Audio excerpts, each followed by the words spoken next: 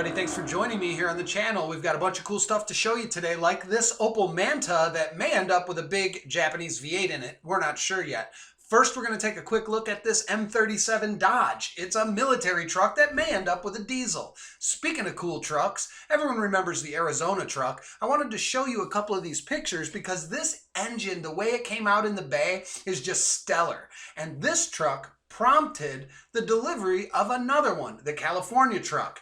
This now has a Coyote 5-liter and a 6R80 transmission in it. There's a long way to go, but I'm going to show you more on this as this video progresses. I want to take another look at the Coyote-powered Studebaker. This thing is finally completed, and it is on its way to its owner as we speak. This thing came out amazing. It literally handles like a race car. The high-gloss clear added a depth and a beauty to the truck that I didn't know existed until it was on there. Also on there was this M37 on the back of this flatbed. Once we got the wheels freed up, we hauled it over to its home. Stay tuned for more on that.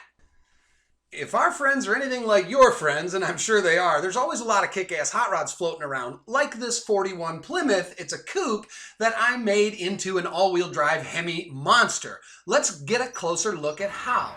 I have this body set on here, and it's welded into place fore and aft. It's about where it's going to go. What took a long time was mounting this brake booster and moving the pedals, the steering wheel controls.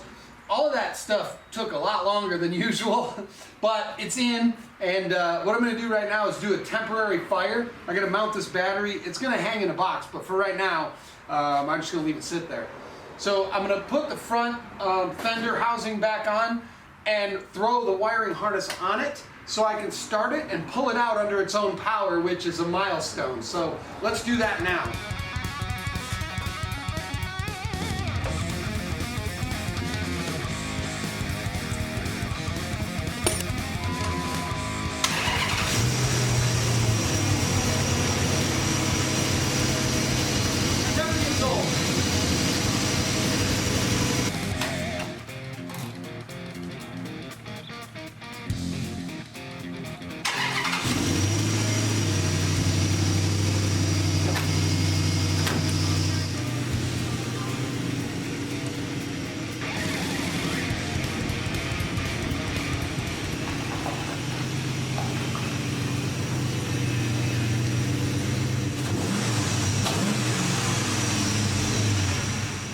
Now that it moves under its own power, I'm super happy because I could start patching, and I've got a special surprise for the wheel arches. Normally I just put big wheels and cut them and flare them a little bit.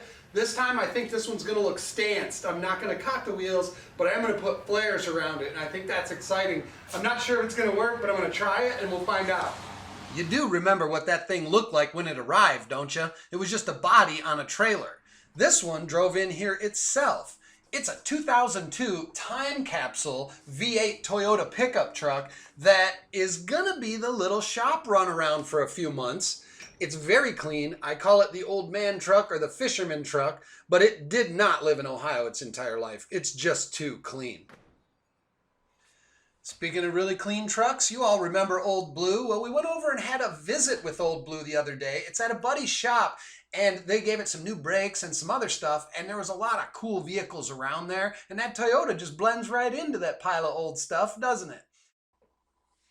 With so much eye candy to play with, not only do you get to look at this stuff, but you get to drive it. Well, this particular filming was when we test drove the Studebaker truck. What do you think we did with it?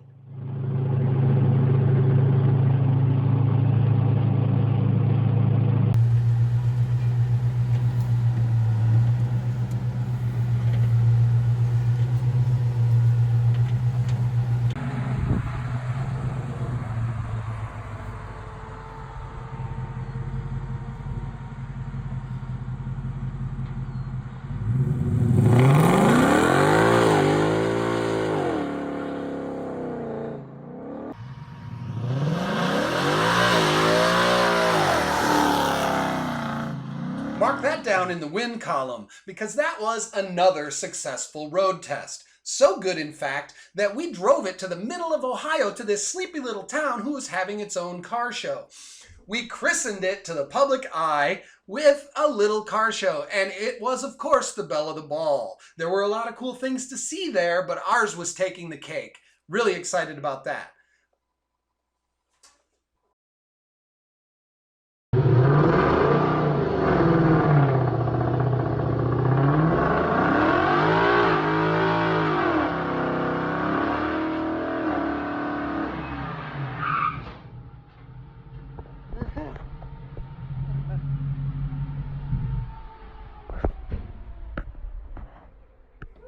Boy, that never gets old. Horsepower and spinning tires. What about low-end torque and ancient vehicles? Let's watch as we free up the wheels and get it planted at its new home.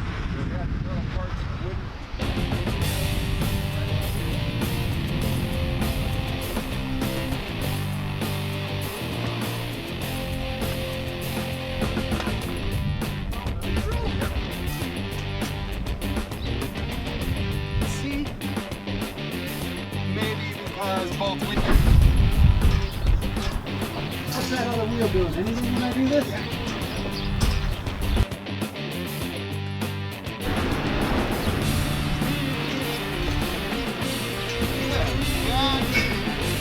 Can't move that thing, it's tight.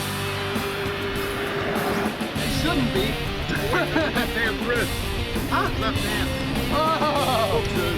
Left hand thread.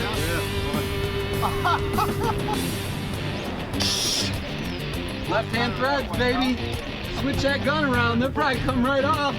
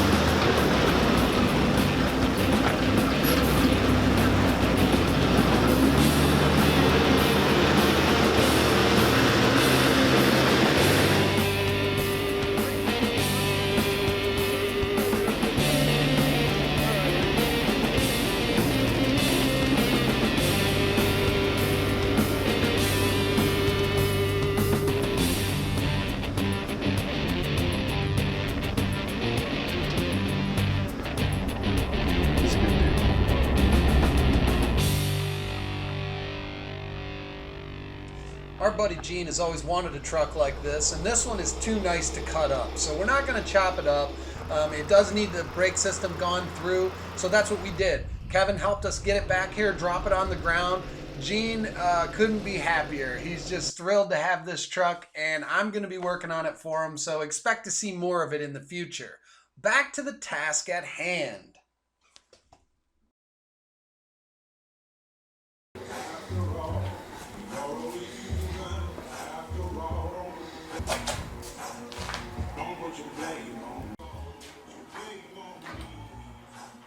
All right, I gotta get this engine out and this firewall painted, so let's get to it.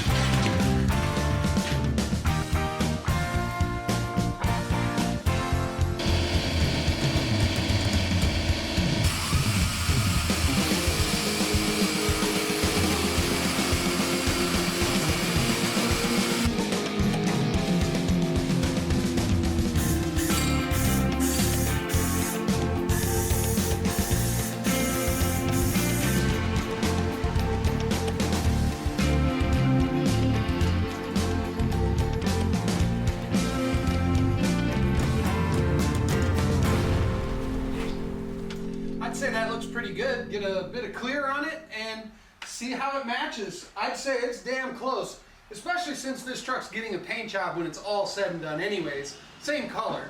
We just didn't want to have to go through this once it's filled with Coyote.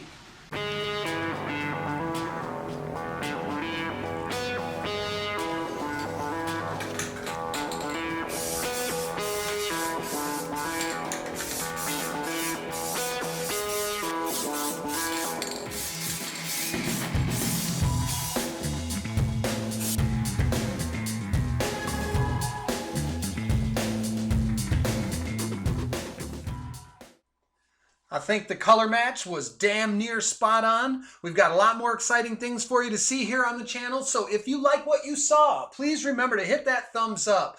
Please remember to subscribe, share this stuff wherever you see fit. Stay tuned. We've got lots more. Thanks, and I'll see you soon.